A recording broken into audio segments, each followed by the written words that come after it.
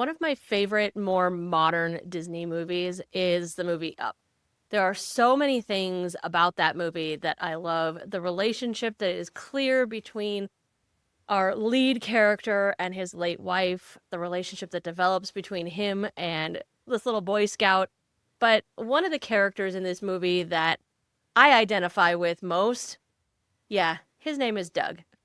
I don't know about you, but shiny object syndrome, and I guess you could call it squirrel syndrome, is something that I have struggled with as an entrepreneur, as a human, but especially as an entrepreneur for a long time. And I know I'm not alone here. So I wanted to share with you guys the strategy that has worked for me to help me stay on task. There's actually maybe a couple strategies built in here. But before we dive into this, make sure you like this video, subscribe to the channel if you haven't already, and ring that notification bell so that you never miss a tutorial or upload. Okay, so you know what I'm talking about. You have your plan for the day and you're heads down getting ready to work on it. And then suddenly you get a little email, and yes, it's bad enough that you get an email distraction, that you are allowing yourself to get notifications when you're supposed to be heads down working. And we will touch on that before the end of this video. But this time, the email itself, the content, is what distracted you. It's something that's telling you about either a new platform that you can use or a new feature in a platform that you do use. And suddenly, all of your intention and productivity on the task at hand, it just goes right out the window. And instead, you're shifting gears and now you can't wait to work on this. This has happened to me so many times, even recently. It happened to me twice recently. And so I thought, okay, this is definitely a topic that I want to touch on. So have you ever heard of the concept? And this might be a pretty old and outdated idea now that we buy everything online anyways, but the concept of freezing your credit card. Okay, this was something that used to be done a long time ago. In fact, I don't think I ever actually did it, but I heard about it all the time, where you would take your credit card, assuming you only had the one, and you would immerse it in water, and then you would stick that water in the freezer. And the reason that you were doing that is because when you would get an impulse to buy something, and typically, again, this is kind of outdated, this is along the lines of shopping via TV, right? Versus online shopping. Because we all know online shopping, this strategy doesn't work anymore because all of our cards are saved in places like Amazon and the places where we already do all of our shopping. So we probably need to find a new version of this for now. But back in the day, you would actually have to read the number off of your credit card over the phone to somebody in order to make the purchase. And when your card is immersed in ice, you can't read the number, right? It's obscured because typically our ice, this is getting into science now, but this is making me think back to a Mythbusters episode I was just watching the other night trying to fall asleep. But typically, because the water that we have has all these minerals and things like that in it, when it freezes, it doesn't freeze clear, right? It's actually a really surprisingly arduous process to get ice to freeze clear, but it doesn't freeze clear. And so you can't read it. And so what that means, and this was also before they just all had microwaves where they could just stick it in the microwave and melt the ice immediately. You had to wait for the ice to melt in order to be able to read the credit card number. And the concept here was that by the time that ice melted and you could actually read the credit card, that impulse to buy had gone away. And so you no longer spent that money, and it was a way to keep you from just kind of frivolously wasting money. See why I'm saying we kind of need something like this now for online shopping? Because we do. I am certainly guilty of this as well. But there's a similar concept in the productivity world, I guess. I was going to say entrepreneur world, but I think it spans even outside of the entrepreneur world. I just think that we may be a little bit more aware of it. There's this concept that I think has a similar quality to it. So if you've never heard of the brain dump or the mind dump, that's what I'm going to be talking about right now.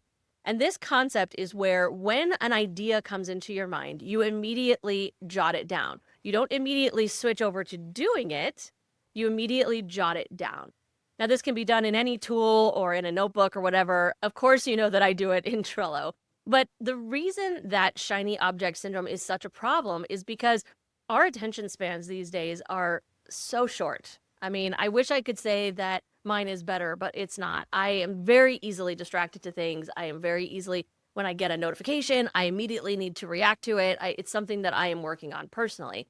But even when we are working on something and we know it needs to get done, another idea comes along and it immediately pulls our focus for a couple of reasons.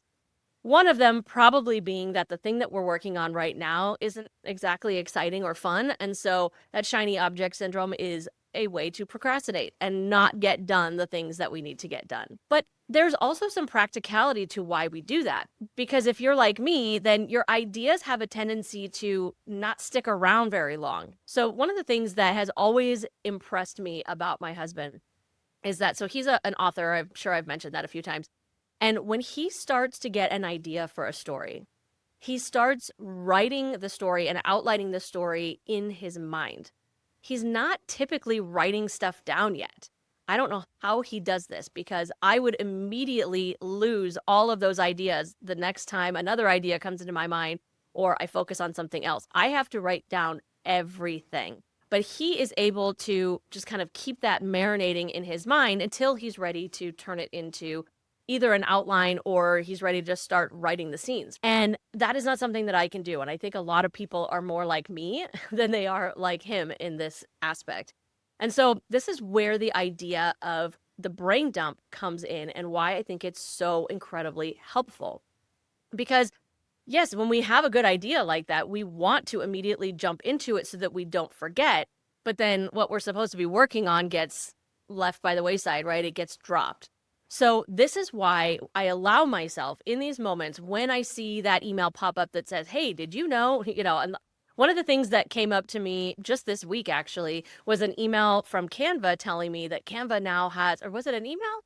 Or was I just going into Canva and I saw an icon that I hadn't seen before? I think it was that one actually, where I saw an icon that was like emails, like email templates. And all of a sudden I got excited, like, ooh, I could revamp my email templates so that they could look really cool. And then, I'm off track of what I'm supposed to be doing. I'm certain that I wasn't in Canva doing that.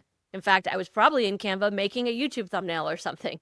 So that's one example. Another example was an email I got from YouTube letting me know that they have made courses available to creators, which don't even get me started. Yes, you will start seeing them here on the channel soon. But I immediately wanted to jump into doing that. Not really what I was supposed to be doing. So what I do instead is I have my brain dump list, which I now use the Trello inbox for this. I don't know if Trello realized that this is how a lot of us were going to use their inbox. They set it up. If you haven't seen that, I'll link to one of my tutorial videos where I show that. But they created this inbox as a place to kind of gather information from other places, like when you get emails or Slack messages or messages in Teams or something like that from your colleagues, and they're asking you to do this, this, and this, but like you track things in Trello because you're trying to be organized and productive. And so it allows you to save or forward things into this inbox to kind of have them in the right place to then be able to drag them onto your tracking boards and things like that. And I do use it that way in the corporate world. But when I'm in my personal business, I'm not getting as much of that from multiple places. Sometimes from clients, I'll get emails and things, but typically that's not an issue for me there. So I don't need to use it in that way. So instead, it has become my universal brain dump.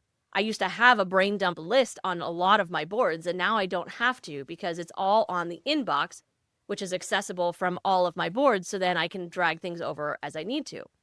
This has been such a lifesaver for me because when I saw that thing from Canva and I was realizing that, oh my gosh, I can, make email templates in there. I'm not going to lie. I'm going to be transparent here. I did start to already look at it and start looking through some of the templates, and nothing jumped out at me, thank God, because I had other things I was supposed to be doing. But instead I went and I made a card on my brain dump, my inbox in this case, so that I won't forget that I want to look at that later. Same thing with the courses. Like I did eventually go back and start turning one of my playlists into a course, but I first put it in my brain dump in my inbox, right? And it's so great because it allows me to jot it down just like I need to in order for it not to just completely fly out of my brain and be lost forever. But I was able to stay focused on the task at hand and actually still get my work done. So this is a super simple strategy, and I don't know how secret it is. Like I know that there are a lot of people in my circle who do it, but I'm not certain that everybody is really aware of how helpful this can be when it comes to shiny object syndrome. So I wanted to make sure to share that with you guys. And I do want to note here that this is also applicable when it comes to platforms. So I know that I have done some videos here before on how important it is not to jump from platform to platform. Now, yes, I am somebody that is very interested in new tools that come out. I like to see, is this going to be better for me than what I'm already using or whatever?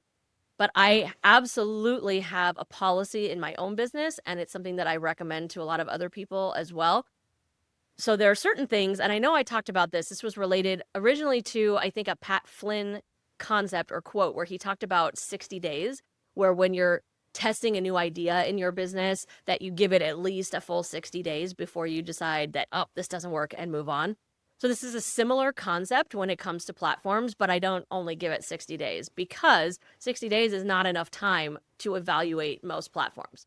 So if you see a shiny new object platform coming along, a new email platform or productivity platform, this happened to me with Notion a couple of years ago. If you remember, if you've been around on the channel for a while, you saw some of the videos that I was doing when I was kind of testing those waters. But you also noticed that I never left Trello while I was doing it because I know better, because guess where I ended up going back. But when you have decided to switch to a new platform and give it a try, and this is across the board, it doesn't matter what type of platform it is, you need to give it at least a year. And I know that sounds like a really long time, but the reality is that depending on the type of platform, but really this kind of applies to most of them, it takes at least a couple of months just to set up a new platform to work the way that your existing one did. Okay. So you cannot count those few months as part of your trial period at all. Now, I'm not saying a year on top of those few months, but you need to give yourself those few months before you even start really evaluating the efficacy of the platform. At that point is when you're evaluating how easy it is for you to interface with it. Does it do the things that you need it to do? Is it hard? Is it harder than it needs to be, right? Like these are the things that you evaluate during that 3 or 4 month period when you're setting everything up. Then you kind of need to just let it go for a few months. Just use it and let it do its thing without being overly judgmental of it. Because if you look at it from that perspective, when you're still in the learning curve, and you're still figuring things out. And if it's like something like email marketing, it might still be kind of like getting into the swing of the algorithms and sending things out, because there are things that go on the back end that make your emails more deliverable.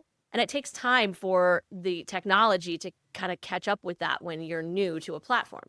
So those things need to be able to happen for a few months before you start making any decisions saying, oh, this isn't working or whatever. Doesn't mean you don't check in with yourself and say like, am I liking this? What problems am I seeing as the months are going by? But you don't want to switch again to another new platform until you've given it at least a year to either work for you or not work for you. And there's a million reasons why you don't want to switch too quickly, but the most important one really is your time, because it takes time to switch into a new platform. It takes time to research a new platform. And it takes time to learn and get comfortable in a new platform.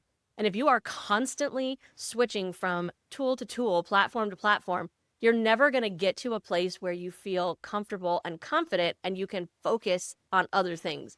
And typically those other things matter a whole lot more than which productivity tool you chose or which email marketing platform you're in. So it's really important that you don't let yourself get distracted and jump from platform to platform every couple of months. It's a waste of your time. It's a waste of your money. And honestly, it's not doing you any good in your business either. And then the last thing I just want to touch on here is something that I referred to at the beginning where I said, when notifications pop up while you're supposed to be working and you get distracted by them. And I said, oh, we're going to come back to that. And we are, because we're going to talk about deep work. So if you don't know who Cal Newport is, he's somebody that has mastered this concept of that deep, focused work. So I do want to be clear here, and he is as well. There is a difference between just getting some stuff done in your business, ticking off that to-do list, and deep work. They are two different things. So I'm not saying that the entirety of your day, when you're replying to emails or setting something up for next week or, whatever, those kinds of like repetitive tools, making your fresh pins or your Instagram graphics, whatever, those things are not deep work. And so I'm not trying to tell you turn off all your notifications and go into your cave. No, not at all, because you'd be doing that like all the time, and then you wouldn't be available to clients and family and whatever. So I'm not at all saying that. What I am saying is that when you need to go into that deeply focused work, when you are writing a blog post, preparing an episode, filming an episode like I'm doing right now, like you may have just heard I had a notification go off right now. That's because I jumped into filming before I remembered to put my phone on Do Not Disturb. I usually do. And not just because of the fact that I don't want you guys to hear it through the microphone, which I'm honestly not sure if you even could. But it's not because I don't want you to hear it. It's because I don't want me to hear it. Because while I was talking to you, I heard it go off and my brain started to travel for a second. Oh, I wonder what that is, right? I don't want that. I want to be focused on what I'm doing and what I'm talking about. And so that's where deep work comes in, where you literally, for a very set amount of time, this is not something that you do for hours and hours and hours, you set a timer. You set the scene. This is one of the things that he talks about. Like, you need to kind of set up an ambiance that will work for you to kind of trigger. It's almost like, kind of makes me think of like Pavlovian kind of triggers, right? Where those dogs got used to hearing the bell and they knew that food was coming, and so they'd start to salivate. It's the same sort of kind of concept here, where when we set up our space, so he was saying things like maybe you light a specific candle, and so then the fact that the candle is lit and the scent is in the air, it kind of starts to remind your brain and trigger your brain to go into that deep work kind of place. These are the things that we do, and one of those things needs to be turning off your notifications or putting your phone on Do Not Disturb, or however it is that you want to do it. I also recommend, and I don't remember if he said this in his book or not, but I personally recommend setting a timer.